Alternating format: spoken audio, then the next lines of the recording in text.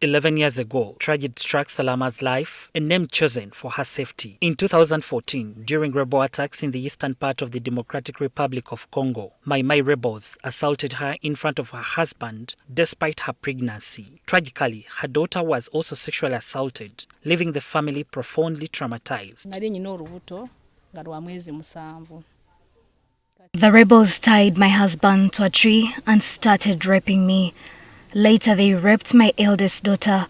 We were helpless. I felt immense pain and lost my pregnancy, which was only 7 months along. The violence escalated in April 2015 when the Mai Mai rebels returned and kidnapped her. Over the course of 3 harrowing days, she suffered sexual assault at the hands of 2 rebel soldiers and their commander. After raping me, they took me to their commander, who used me day and night for 3 days. I was only able to escape when they left to hunt for food in the wild.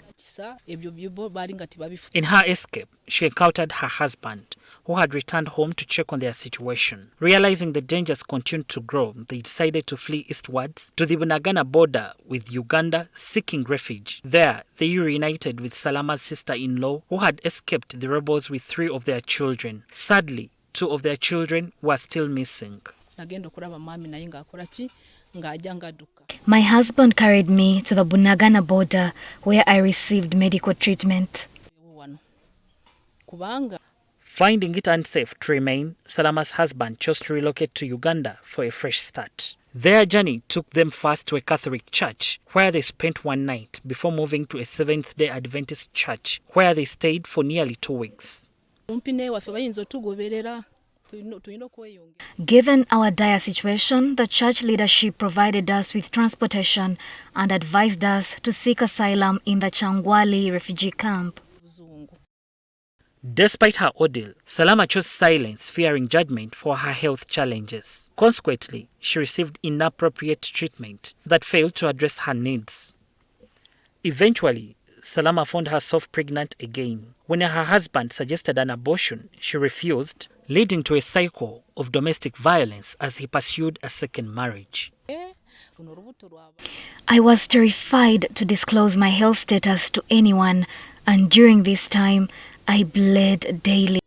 In a desperate attempt to afford medical care, they decided to sell their plot of land in the settlement camp. However, Salama endured a difficult labor, resulting in back pain and developing a fistula. When they traveled to Hoima for treatment, Salama's husband failed to fulfill his promise of medical care and instead sought work in Kampala to support the family.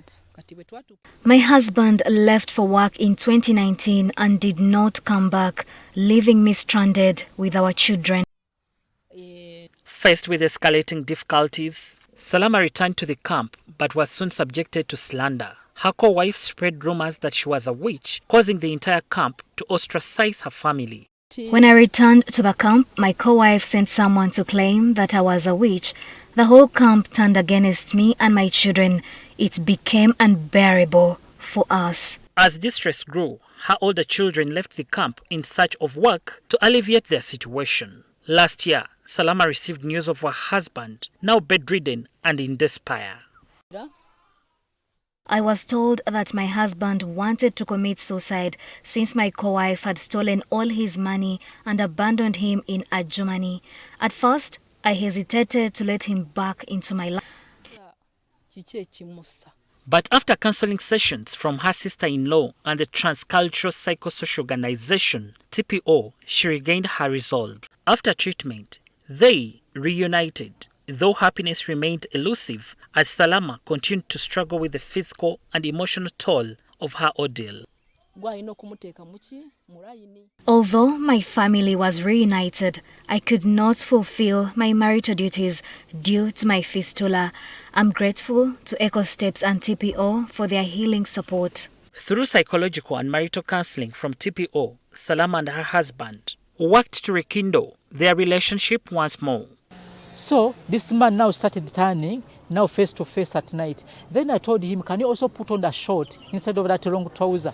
Then I also told the wife, can you put another appetizing dress which is short and light. Experts have provided us with additional coping mechanisms to help survivors navigate trauma. Even getting an opportunity to have a living or to have some money, someone to give you a job to have something out, it is really hard, even to have that.